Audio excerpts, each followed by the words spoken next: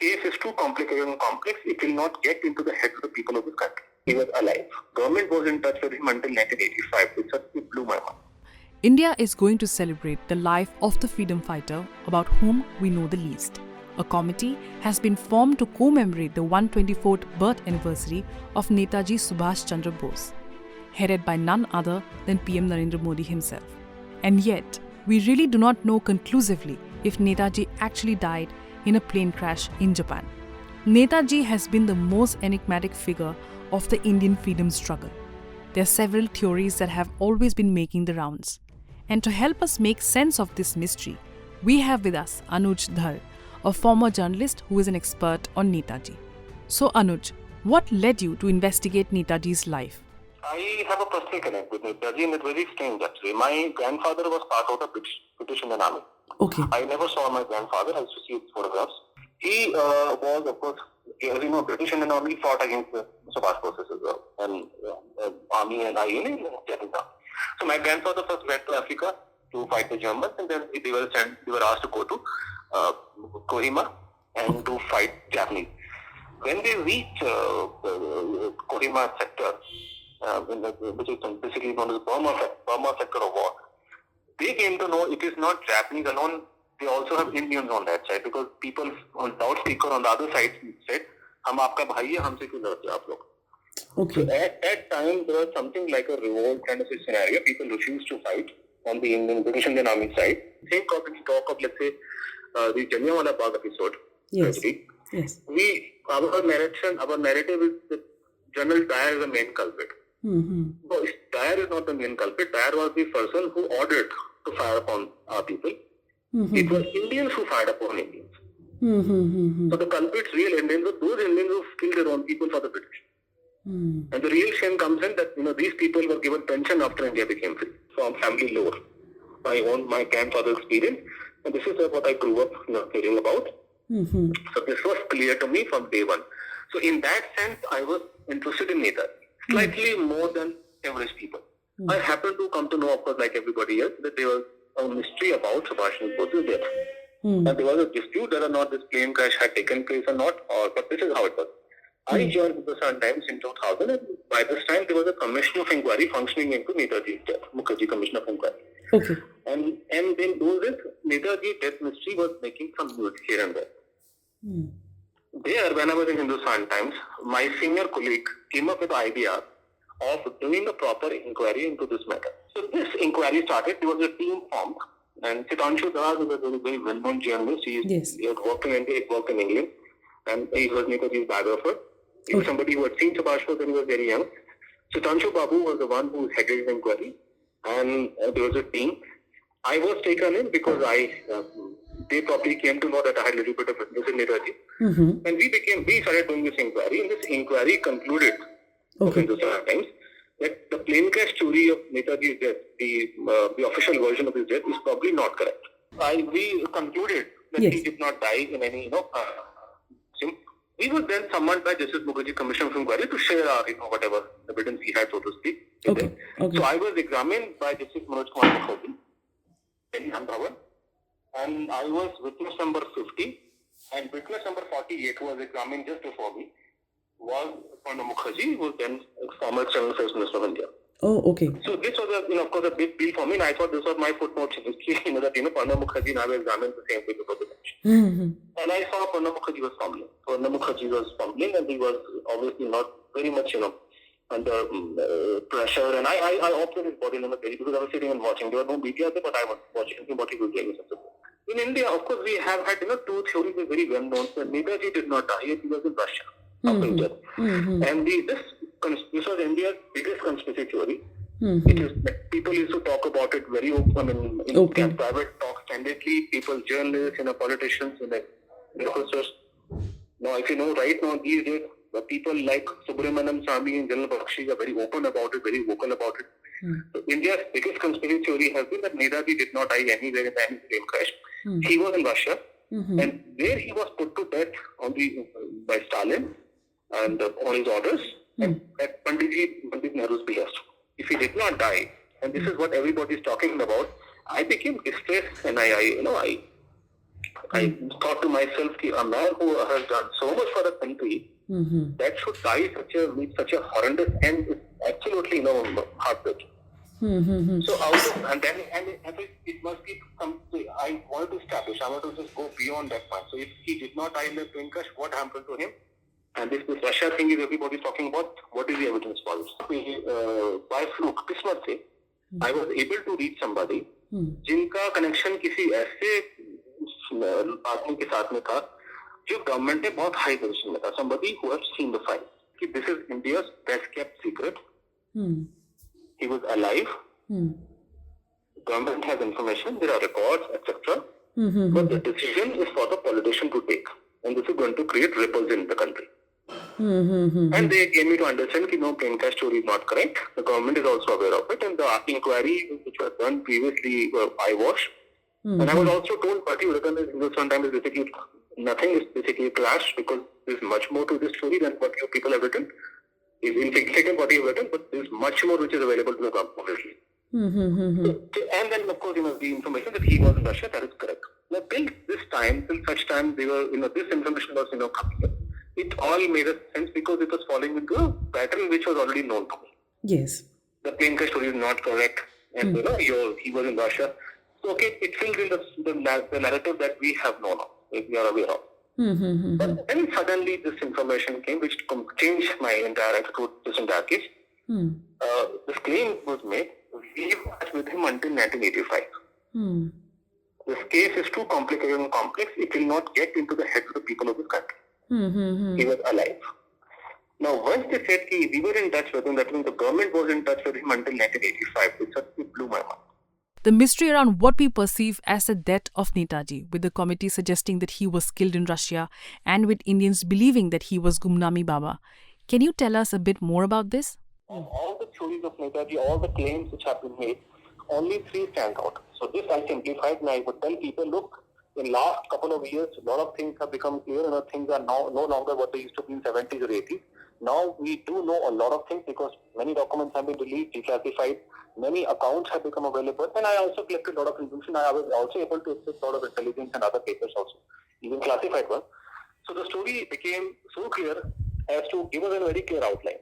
And that outline is there are 3 options to choose from as to really what happened to Subhash Bose. The first option is the plane crash theory, which the official version is that he died in a plane crash soon after the end of the Second World War. 15th of August 1945, Japan announced they're going to surrender to the Allied forces. After 3 years, there was a plane crash. Netaji, who was then flying to Tokyo, en route, he died. It was an accident.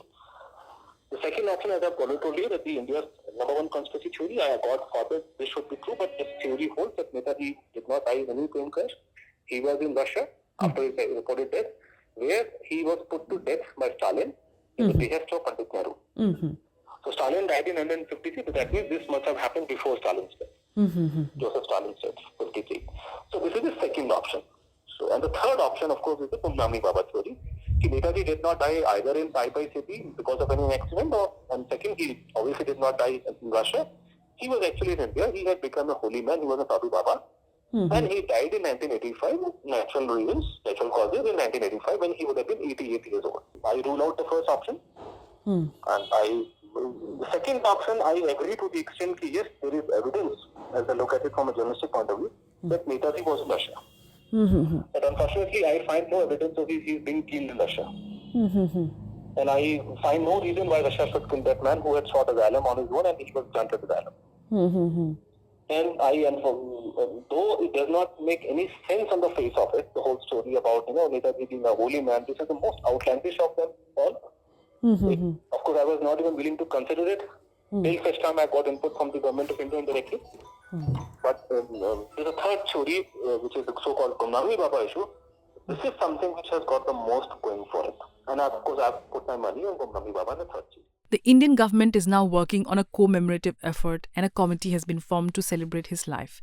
But do you believe that this is too little too late? Commemoration committee, I think it's a knee-jerk kind of a thing because people were, came up with a whole idea. It's a long story, but let's put the whole thing in perspective.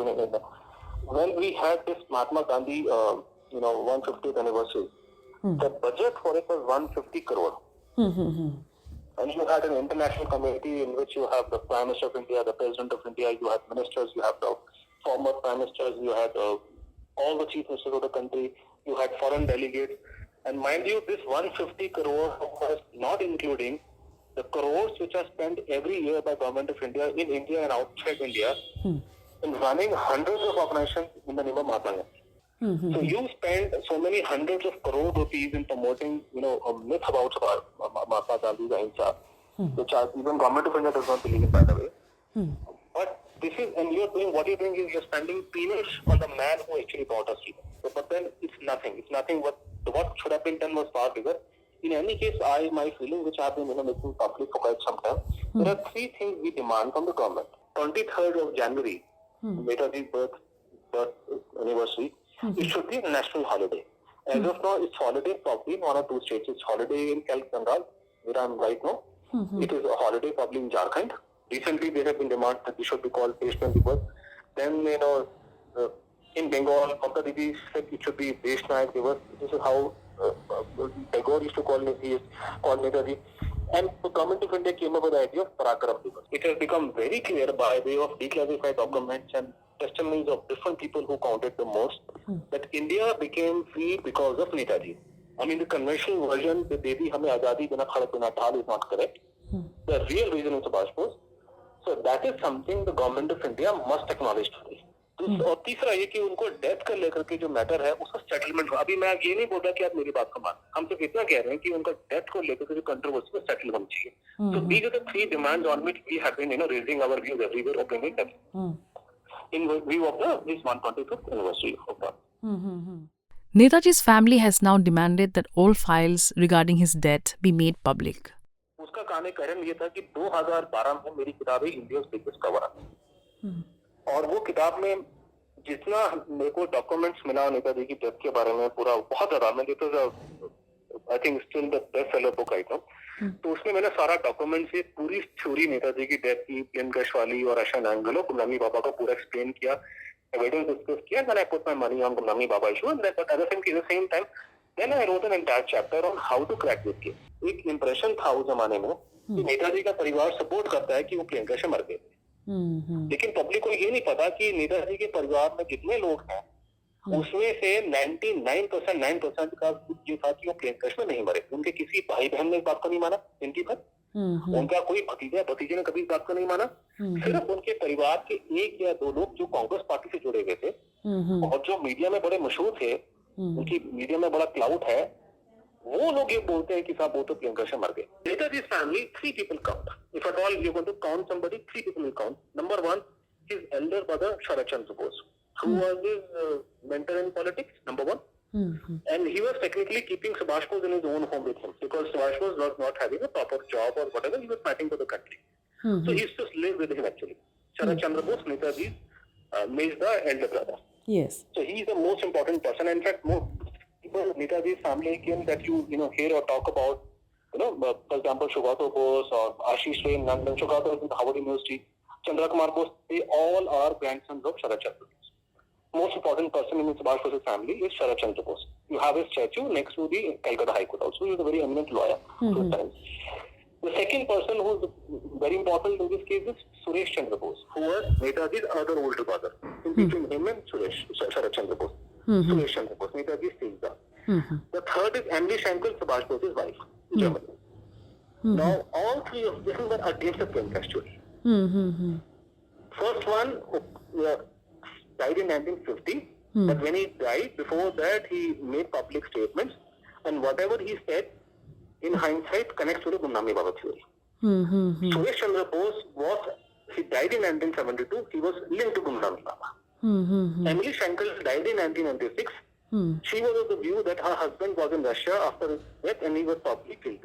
2013 में first candle march seeking डिक्लासिफिकेशन मैंने ही police से permission ली कलकत्ता में, और उसका organiser मैं था, और नेताजी के परिवार के लोग और हम लोग सारे निकले, वो स्टार्ट किया. उसके बाद हमने एक के बाद हम लोगों ने प्रेस कॉन्फ्रेंस करी कलकत्ता में.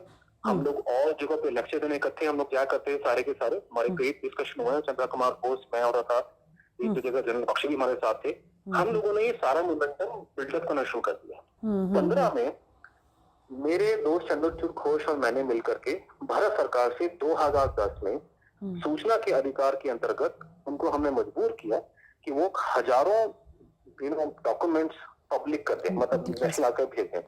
कोई 1000 के आसपास file, secret file Manmohan Singh के जमाने में हमारी सूचना के अधिकार में हम लोगों ने मुहिम चलाई थी। उसके रिस्पॉन्ड में ये रिकॉर्ड पे सारी बात है, उन्होंने नेशनल आर्काइव भेजी।